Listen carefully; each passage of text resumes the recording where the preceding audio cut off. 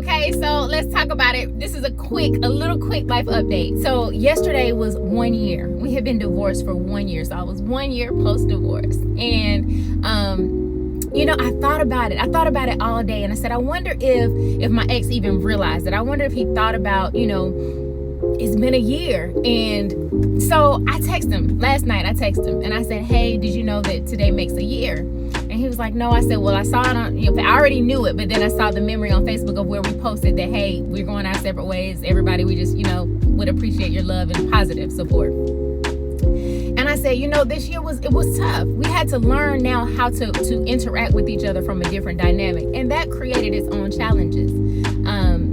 It just created its own challenges. And so I said, hey, I hope our next year is a little smoother. And I realized, and he said, yeah, if we just stay focused on, how we communicate those things, honoring the words that we say, the agreements that we have, I think that it'll get better. And I'm going to tell you guys, a year ago, I didn't know what the hell it was going to look like. I didn't know what our dynamic was going to be. But I knew that if I honored and respected, my desire was for us to be friends, that we could get there.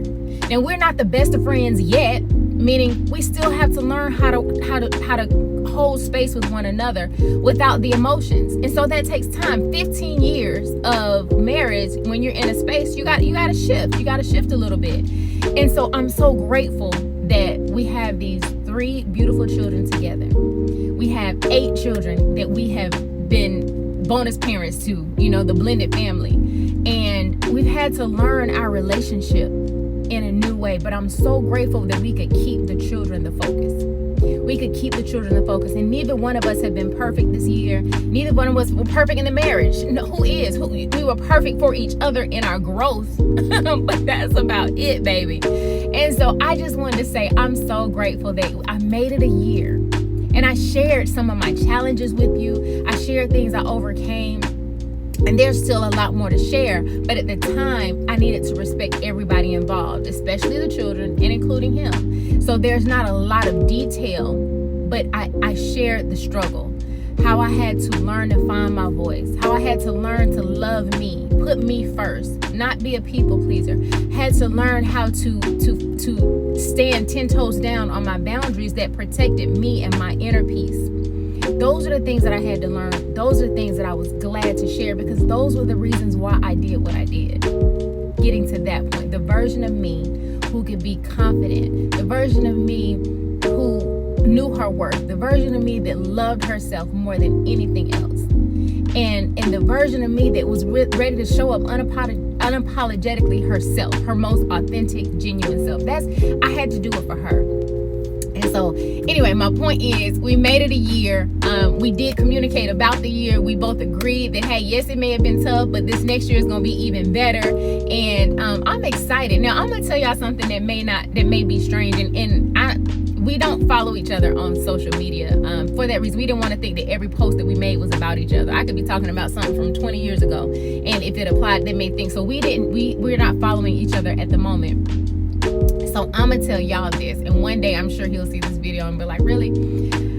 I am really excited for him to find his next partner. Now, I want him to heal. I told him from day one, we both had work that we had to do. We had some healing we had to do. But I am so looking forward to him finding a phenomenal partner. I really am. And I hope she's so super cool. And I hope we get along really well, because we still have these children. We have grandbabies. But the thing about it is, I feel like he has a type. And so I feel like who this next person is, I think she's going to be cool as a fan. Like, I think that'll be like one of my best buds. We'll be able to do the TikTok videos together, because I was with his ex-wife. Me and his ex-wife have gone to concerts together. We posted, I think, a year or two ago. I called her when I was mad one day, and I called her, and she just listened, because, that's how it works. Me and her were cool, and she's been through it. So she was able to say, hey, do this, don't worry about this, and so she was able to support. And so I'm just excited. I'm looking forward to his next best. Like, I really, really want her to be phenomenal. I want want her to be cool as I don't know what. And I know that that's gonna make him a better person. Like, listen, it'll make him a better person. It is gonna, my next partner is gonna encourage me to grow and be a better version of me. And that's what it's all about. I know that he's a better version when I left him than he was when I got there. So this next person is gonna just help him grow. And I'm so proud of that and happy for that he would he's gonna do good. He's gonna have a good pick. He gonna have a good pick.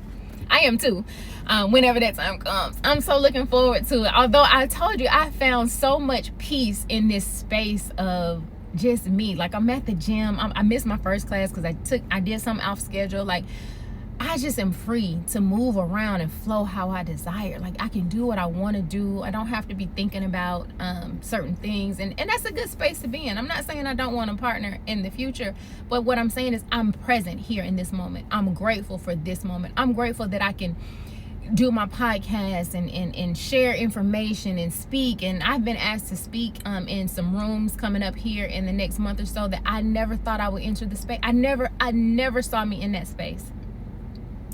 But they called and said, hey, would you show up for this event? Can you come speak to these ladies? And I'm talking about prominent women making over $250 just on their job, not any other business, just that they work a job, they make over $250 a year, and they want me to come and inspire them.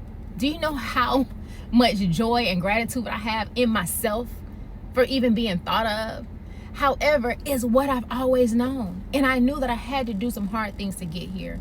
And so in this life update, and in this phase of telling you, it's been a year. It's been a good year. It's been a challenging year, but it's been a good year. It's been a year that's been worth it. And if anybody is in that place of trying to determine what's best for them,